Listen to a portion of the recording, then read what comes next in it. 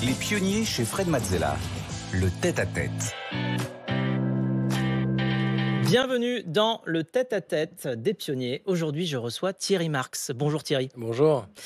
Alors, tu fais partie des chefs français les plus innovants, notamment grâce à la cuisine moléculaire, on en parlera, que tu as défendu quand peu de gens y croyaient en France. Ton amour de la nourriture française se mêle à une passion pour l'Asie, qui s'illustre aussi par ta pratique des arts martiaux et des arts zen, comme le tai chi et le yoga et le judo. Tu mobilises ton amour de la cuisine et du sport pour favoriser l'inclusion sociale, l'insertion professionnelle et défendre les enjeux environnementaux qui te sont chers. Alors, tu connais le principe de l'émission, on est là pour aller explorer tes émotions, tes ressentis, Mmh. tes apprentissages sur ton parcours. Alors évidemment, on aura pas mal d'informations sur tout ce que tu as fait, et notamment Rebecca qui viendra nous illustrer et nous informer sur justement ce parcours-là pour qu'on puisse aller comprendre comment et pourquoi tu as fait les choses, Mmh. ce que tu as ressenti à ce moment-là, comment un parcours de pionnier, eh bien, c'est pas forcément toujours tout simple, et comment on fait pour réussir à avancer. On va donc explorer ton esprit pionnier et se mettre à ta place, comprendre comment tu prends tes décisions. Mmh.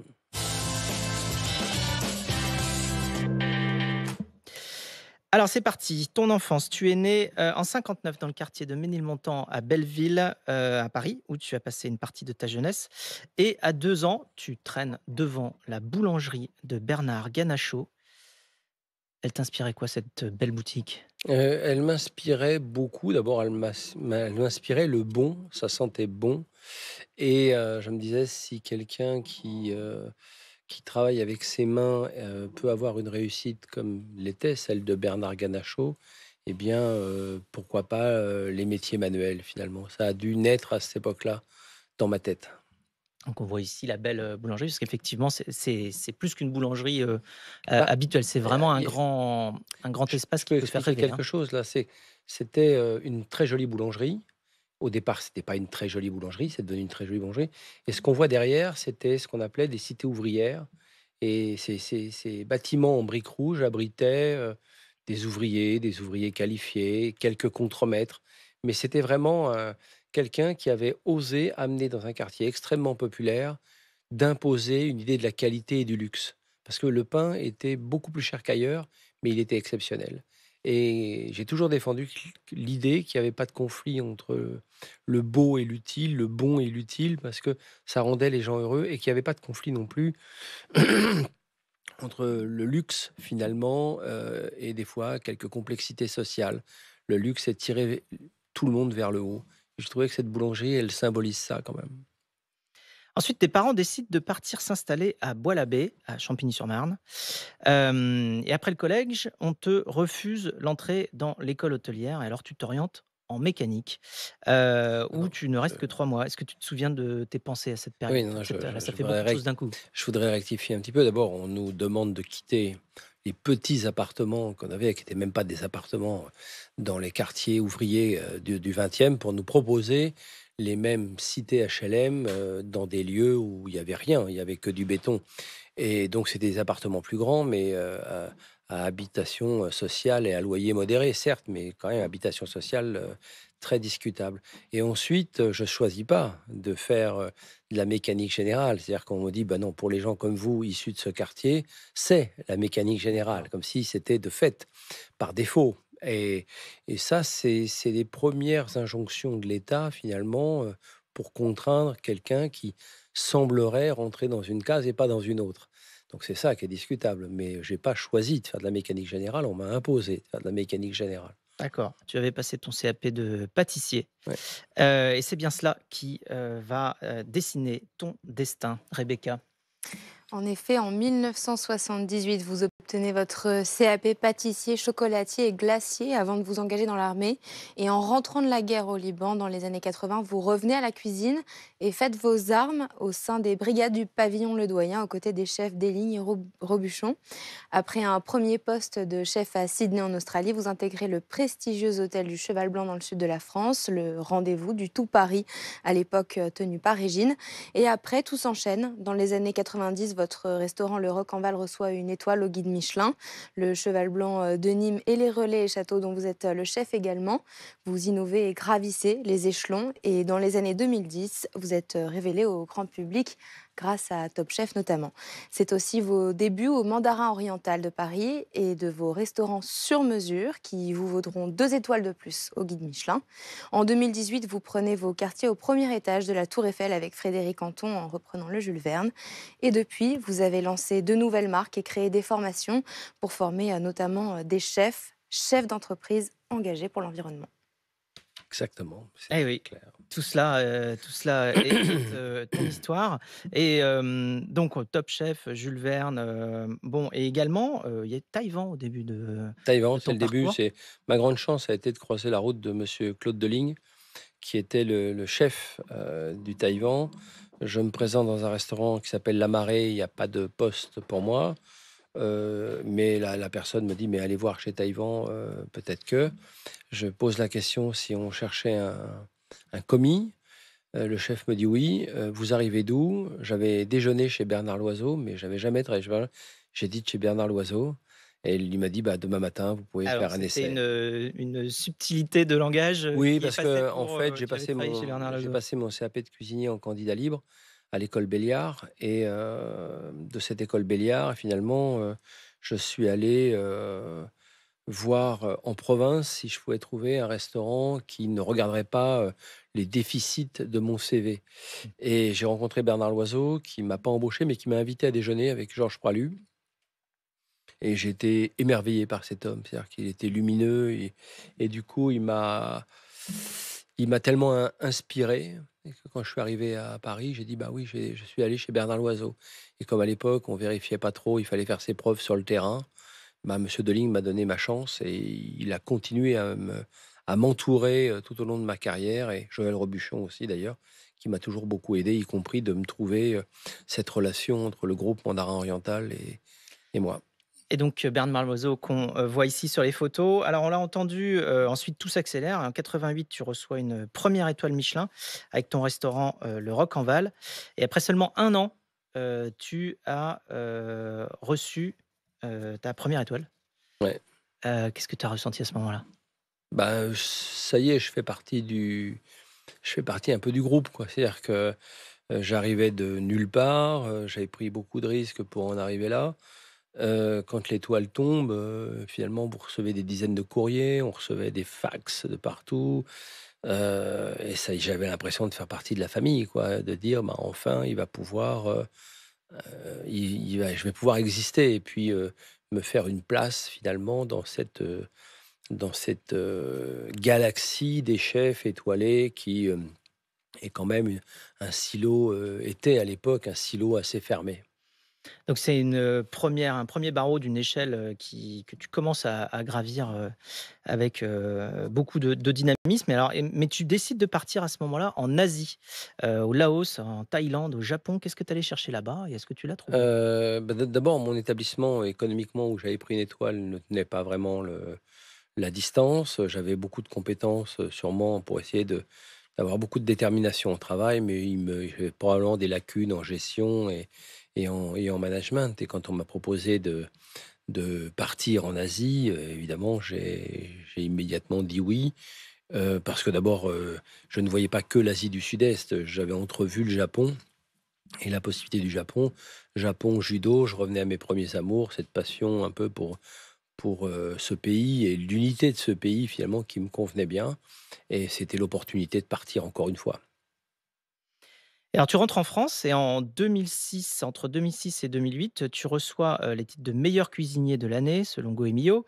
A priori, ça veut dire que les gens, aiment bien du coup, venir dans tes restaurants. C'est la moindre des choses qu'on puisse dire. Et donc tu es aussi un cuisinier et un chef engagé, pour l'environnement, on en a parlé, pour, l'inclusion sociale, pour la réinsertion. En 2012, tu montes le projet Cuisine Mode d'emploi. Quelle est ta motivation, La autour de ce motivation, elle est projet-là? simple, c'est-à-dire que quand j'ai commencé à montrer un petit peu, d'accéder un petit peu à la lumière de la notoriété, même si cette lumière est futile et elle peut s'arrêter d'un moment à l'autre. Je me suis dit, je recevais beaucoup de courriers de gens qui venaient des mêmes quartiers que Mmh. moi, que ce soit celui de Ménilmontant, mais surtout celui des Bois-l'Abbé, des Boulereaux. Et moi aussi, j'avais vécu ça. Donc, qu'est-ce que tu peux faire? Et je me disais, qu'est-ce que je peux faire pour nous? Qu'est-ce qui a marché pour moi? Ce qui a marché, ça avait été le sport au travers du judo, parce que ça a été un cadre éducationnel qui m'a donné confiance en moi et en même temps qui m'a appris à faire pour apprendre, vu que je n'arrivais pas à apprendre pour faire. Et ensuite, l'artisanat était un moteur d'inclusion qui m'a vraiment aidé. Donc, je me suis dit: «Bah, qu'est-ce que je peux faire?» Donc on a décidé, d'ailleurs avec une rencontre avec, Véronique Carillon, Philippe Carillon et Véronique Colucci, des Restos du Cœur, on s'est dit: «Peut-être qu'on peut créer, des centres de formation professionnelle pour des personnes éloignées de l'emploi, très éloignées de l'emploi, avec des accidents de parcours et des formations qui seraient totalement gratuites». La première école est née assez vite, à la date qui a été évoquée. Et puis ensuite, maintenant, on est à 10 écoles dans 10 quartiers politiques de la ville. Et aujourd'hui, c'est 92% de retour à l'emploi. On a fait la même chose avec des écoles du sport, etc. Donc, ça montre bien qu'on peut, avec un peu de notoriété, parce qu'effectivement, je me suis appuyé sur cette, d'abord sur l'envoyé spécial qu'il y avait eu sur mon parcours professionnel, et ensuite sur Top Chef. J'ai surfé sur la vague Top Chef. Et d'ailleurs, M6 m'avait beaucoup aidé, hein, parce qu'à l'époque, je travaillais aussi avec l'administration pénitentiaire, et M6 intervenait très sérieusement, d'ailleurs, pour nous aider à monter nos centres. Donc, je trouve que ça avait une bonne démarche, et je continue à penser qu'une entreprise qui sera durable sera capable de mesurer sa croissance, bien évidemment, comme chaque entreprise, mais elle sera capable de mesurer son impact social et environnemental. Sinon, ce monde peut devenir quand même extrêmement dangereux, et il est déjà extrêmement dangereux. Alors aujourd'hui, tu es directeur culinaire au Mandarin Oriental ainsi que chez Honor, le restaurant gastronomique engagé, et tu es président de l'UMI, l'Union des métiers et des industries de l'hôtellerie. Ce mix entre cuisine et engagement, c'est un peu le fil directeur en fait de ta vie, enfin en tout cas à partir d'un certain moment. Et donc c'est le moment pour nous d'entrer dans les coulisses de ces mondes. Alors tes passions, et notamment ta passion, c'est le monde de la gastronomie, bien sûr, et dans ce domaine, tu es considéré par beaucoup comme, un précurseur. Le Times a même un jour titré, que l'innovation culinaire n'est plus, en France et elle est ailleurs, et tu es connu en France pour être un précurseur de la cuisine moléculaire. Alors c'est quoi la cuisine moléculaire? La cuisine moléculaire, c'est rien que le mot nous dérange déjà entre nous là. Donc, la cuisine Disons qu'on moléculaire, se demande si ça se mange. mais c'est tout juste. Je pense que la cuisine moléculaire, c'est un outil de compréhension. Et grand bien nous en a pris, parce qu'à une époque, j'étais avec David Edwards, qui était un chercheur de Harvard. On avait créé le Food Lab, ce qui m'a permis de rencontrer Raphaël Aumont, et d'écrire un livre qui s'appelait Planète Mars. Et on s'est rencontré avec Raphaël sur ce sujet. Et finalement, Sylvie Rotaillot nous a proposé de venir à Paris-Saclay. On a créé le premier laboratoire de recherche et développement, qui est devenu une chaire universitaire aujourd'hui, sur la cuisine du futur. Qu'est-ce que c'est que la gastronomie moléculaire? C'est compréhension des produits que l'on transforme. Arrêtez de croire aux blagues qui sont inopérantes dans la cuisine. Donc ça fait qu'à un moment donné, vous avez besoin d'une validation de la science pour voir si vous allez dans le C'est de la mur chimie, ou c'est de pas. la physique, C'est c'est de un la mix des physique 2. plutôt que de la chimie, c'est de la physico-chimie des produits. Donc c'est leur transformation. C'est inintéressant dans un restaurant, parce que la science éclaire le sensible, éclaire l'humain, éclaire le fantasme. On préfère croire que la tarte aux pommes de la grand-mère est meilleure, et que parce qu'on met du gros sel dans l'eau des œufs durs, on les épluchera mieux. Ça ne sert à rien, mais en tout cas, ça nous fait plaisir de le d'y croire. Alors, il ne faut pas changer ça. Donc, on a changé un peu notre modèle, et on s'est dit, c'est quoi la gastronomie du futur? Son impact social, son impact environnemental. Son impact social, avec quelle planète? Quelle eau? Quel bétail? Quel produit? Quel ingrédient? Ça, c'était intéressant, et c'est tout le travail de cette chaire universitaire et de la travail de la cuisine moléculaire. Ce qui, pour moi, en tant qu'artisan, m'a donné énormément de connaissances, parce que c'est un cerveau collectif, ce CEFIC. On a bien sûr Raphaël Aumont, qui est le physico-chimiste, qui est responsable de cette chaire universitaire, mais nous avons d'autres universitaires et d'autres médecins qui travaillent sur cette alimentation du futur. Parce que si on ne réfléchit pas sur l'alimentation du futur, alors on ne réfléchit pas sur notre agriculture. Quel modèle architectural d'hôtel, quel modèle de restauration, parce que les ingrédients qui vont coûter les plus chers ne sont pas forcément des ingrédients à manger, ce sera des ingrédients de transformation. Le prix de l'électricité et le prix de l'eau seront déterminants pour voir quelle cuisine on aura dans le futur. Donc, gastronomie moléculaire, c'est un outil de compréhension, c'est un outil scientifique au service du bon, du goût et de la population. Alors, on va passer à une autre de tes passions, Pas de souci. les arts martiaux. Oui. Alors tu as justement cette passion-là, aussi pour les arts zen, le tai chi, yoga, méditation et c'est Rebecca qui va nous en parler. Ouais. Et ça fait le lien avec le management, justement. 3 mois avant l'ouverture du Mandarin oriental, vous avez surpris votre équipe, y compris votre directeur général. Vous les avez initiés au tai chi et au taiko, une façon d'amener toute l'équipe vers les fondements du judo, vers la voie de l'adaptabilité, indispensable dans un palace où le niveau d'exigence est très élevé. Vous avez mis en place 2 cours, l'un de tai chi chuan, une gymnastique chinoise au mouvement lent, et l'autre, un cours de taiko, un art japonais du tambour qui nécessite une coordination corporelle parfaite. Ces méthodes inspirées des arts martiaux sont connues pour favoriser l'adaptabilité, la qualité cruciale dans un palace où les normes de qualité sont très élevées. Cela parce que pour vous, c'est un métier où il faut répondre à toutes les éventualités et à toutes les demandes, même les plus impossibles, sans jamais dire non, mais en guidant le client vers d'autres solutions. Ouais. Non, mais c'est très juste ce que vous venez d'évoquer. C'est pas tant d'abord l'art martial au sens large du terme. Je pourrais le prendre de l'équitation jusqu'au yoga, en passant par le karaté, le judo, le jiu-jitsu, ce que vous voulez. C'est surtout d'apprendre à mettre du temps entre l'émotion et l'action. Et bien souvent, nos vies sont régies par trop d'émotions et pas assez de temps de se poser. On veut être héroïque, or que bien souvent, il faudrait être stratégique. Et ça, c'est quelque chose qui m'aide beaucoup, moi, dans ma propre vie, mais j'aime le partager parce que ça évite pas mal d'écueils. Et je dis souvent à mes jeunes collaborateurs, anticipez beaucoup pour improviser tout le temps. Notre société qui vont être une multitude de crises, et on le voit bien, l'actualité nous témoigne de ça, hélas, eh bien, il faut se préparer physiquement, intellectuellement, dans une verticalité, pour être vertical dans la rectitude de nos choix, mais avoir des fois des formes d'horizontalité pour être dans cette verticalité, mais en même temps être solitaire dans notre verticalité et solidaire des mouvements qu'on doit pouvoir engager, et notamment dans l'associatif. Et le sport construit beaucoup là-dessus, cette capacité de rester prêt, disponible, zanshin, disent les Japonais, disponible, et bien parce qu'on a beaucoup anticipé, on s'est préparé physiquement et intellectuellement, donc on peut s'adapter à des situations de crise qui sont des fois inévitables.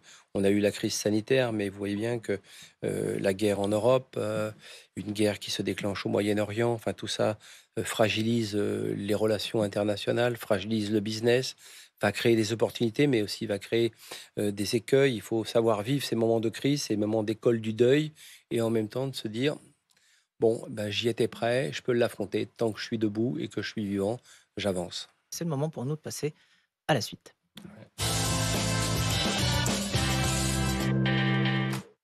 Alors, c'est l'heure d'aborder ton actualité, tes actualités. Et c'est Rebecca encore aux manettes qui va nous expliquer tout cela. Encore une nouvelle corde à votre arc en tant que président de l'Union des métiers des industries de l'hôtellerie. Vous avez conçu une plateforme, Mon CV Num, une solution numérique pour enrayer la crise de l'emploi dans l'hôtellerie-restauration. L'objectif, résoudre le grand défi du recrutement de collaborateurs, notamment dans l'hôtellerie-restauration, mais pas que. Mon CV Num est disponible en ligne. Vous l'avez conçu avec Pôle emploi et la Direction régionale de l'économie, de l'emploi, du travail et des solidarités. Il s'agit d'un point de rencontre entre chefs d'entreprise et demandeurs d'emploi. Elle s'adresse à tout le monde ayant un diplôme en hôtellerie-restauration ou non. Son utilisation est simple. Tous les demandeurs d'emploi peuvent générer leur CV sous la forme d'un QR code pour le rendre visible à tous les recruteurs qui, eux, présentent leurs établissements. Une solution qui répond aussi aux personnes sans diplôme qui ne se sentent pas éligibles alors qu'elles peuvent l'être. C'est une manière de participer au futur de l'emploi pour toi, dans ton Oui, domaine. oui, d'abord, c'est une manière de participer au futur de l'emploi. C'est une manière de se dire, mais venez, vous avez des diplômes, tant mieux, c'est bien. Vous n'en avez pas, c'est pas grave. Vous avez forcément des compétences que l'on sera capable d'évaluer avec vous et de vous faire monter dans ces compétences pour que vous réussissiez. Et puis de dire, la société a changé. C'est-à-dire qu'on a encore une partie de la société qui est dans le XXe siècle et une autre qui est dans le XXIe. Donc, c'est-à-dire que la relation au travail a complètement évolué. Eh bien, ce sera le mot de la fin sur cette partie-là. Nous allons transitionner directement sur la partie quiz. C'est le Quizella. Très bien, quiz, là.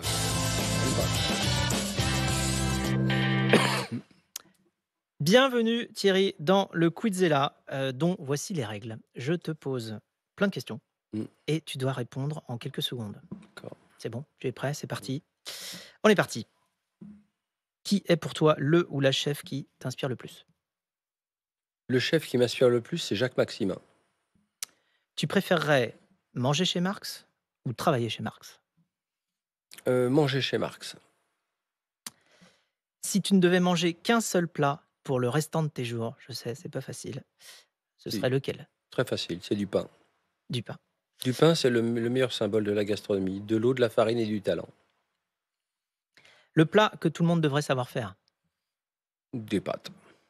Ah, ça va, c'est bon, je sais faire. Mm. 3 étoiles Michelin ou 3 étoiles sur le maillot de France? 3 étoiles Michelin. Ah, les 2 sont importants. Oui, mais j'ai pas forcément un focus sur le football. Mais par contre, sur le rugby, oui, une étoile sur le maillot de Ah, l'équipe de France de rugby, ça me ferait plaisir. Mais quand même, l'étoile Michelin me permettrait de continuer mes activités dans l'impact social et ça me conviendrait bien. le pays qui t'a le plus inspiré en termes de cuisine? Japon, La principale vertu du sport faire pour apprendre. et celle de la méditation? Mettre du temps entre l'émotion et l'action. Quel est le meilleur conseil que l'on t'ait jamais donné? Le meilleur conseil qu'on m'ait jamais donné, c'est simple, c'est pas ton employeur qui protège ton emploi, c'est ta curiosité. Et quel est le conseil que tu donnes, du coup, aux plus jeunes que tu rencontres à travers tes formations? C'est pas ton employeur qui protège ton emploi, c'est ta curiosité. Très bien, au moins c'est cohérent. Et pour finir, si les 8 milliards d'êtres humains sur Terre étaient en train de regarder cette émission Les Pionniers, ce qui est pas loin d'être le cas, quelle serait la plus belle phrase que tu voudrais leur adresser? Pensez à l'impact social et environnemental de ce que vous faites. Alors merci Thierry de t'être prêté Merci. au Quizella. Avant de se quitter, eh bien, nous allons écouter cette chanson que tu as choisie. Boulevard Elvis, C'est au dit. cœur de Memphis. Qu'est-ce qu'elle t'inspire, cette chanson? Tout, Belleville, mon père, ma mère, mon grand-père, toutes les communautés qui étaient à Belleville et les fortifs, parce qu'il n'y avait rien été construit sur les fortifs du Pré-Saint-Gervais, et c'était notre campagne à nous, la campagne à Paris, quoi. Et quand Eddie parle de ça, il parle un peu de nos racines. Mais après, nos racines, on les a bougées. Ouais, est-ce qu'elles sont au Japon maintenant? Est-ce qu'elles sont aux États-Unis chez mes enfants? Est-ce qu'elles sont à Paris? Mais j'ai encore un petit pincement au cœur quand je passe à Belleville et à Ménilmontant. Nashville ou Belleville d'Eddie Mitchell. Merci beaucoup, c'est la fin de ce tête-à-tête Thierry. Merci. Merci de nous avoir partagé ton monde, tes émotions, tes réflexions, tes apprentissages. On en sait beaucoup plus sur toi et on en repart avec beaucoup de dynamisme et d'optimisme. Merci Thierry. Merci. Les pionniers chez Fred Mazzella sur BFM Business.